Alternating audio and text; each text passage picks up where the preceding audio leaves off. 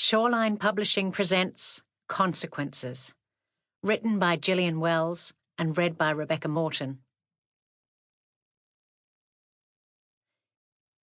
To all the foster parents and carers of abused children, and to those people who nurture and heal them. Chapter 1. Rachel, Daddy, where are you? Come quick! Ben was shouting, then Emma joined in. Rachel, who was out the front tending to her roses, heard them and, putting down her secateurs, started to run in their direction. Whatever's the matter? It's Ruby. There's a brown snake in the Chook's run and she's trying to kill it. Quick, before it gets her. Both children were getting very tearful and upset.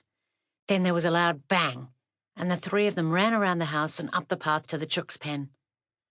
Mike was standing there holding the dead snake up by its tail, and Ruby, the lovely red cattle dog, was running about. She looked pleased with herself. Under his other arm, Mike had the gun with which he had dispatched the snake.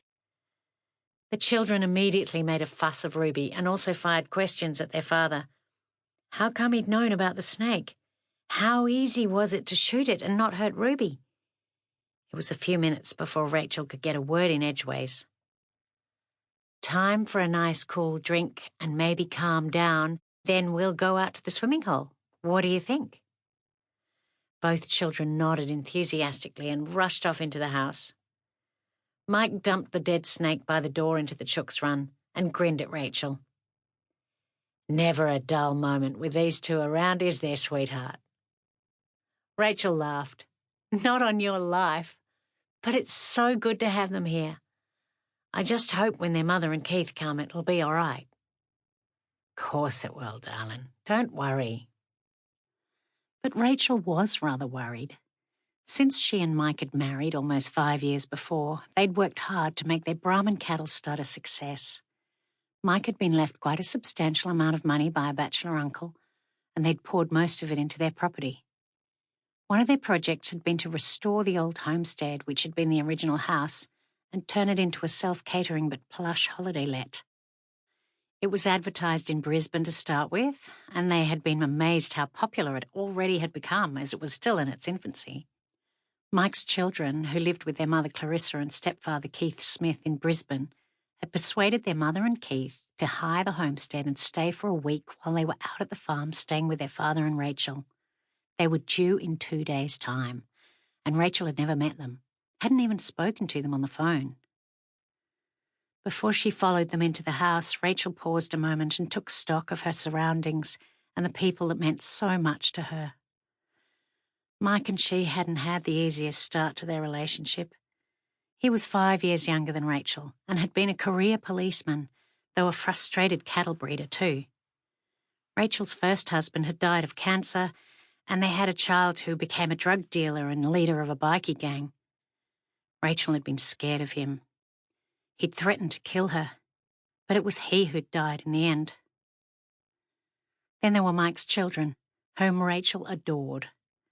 Emma was 13 and Ben 11, and whenever they came to stay, the four of them had a ball, as Rachel and Mike spent as much time as they could giving the children the time of their lives.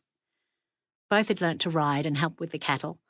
They learnt about straining fences, training dogs, looking after the odd potty calf. They each had their own horse, and the four of them liked nothing better than riding out to the swimming hole with a picnic and the dogs in tow. Ben had a buckskin called Dusty. Emma had a palomino named Danny. Mike had bought Rachel's horse, Smokey, as a surprise present a couple of years ago. She was a beautiful dark grey and had been a racehorse, but was retired early through injury. She was very well bred, and the owners had thought to put her in foal, as it was felt her foal would be very valuable. However, they hadn't managed it, as it seemed as if she was barren. So they gave up, disenchanted with the whole business. Mike had got her for a very reasonable price. She looked what she was, a creature of class. The house looked beautiful. It had been freshly painted last year when they did the old house up, and both were white with green trim. Rachel's veggie patch at the back and rose garden at the front were at the moment thriving, as the rain had been Sample complete. Ready to continue?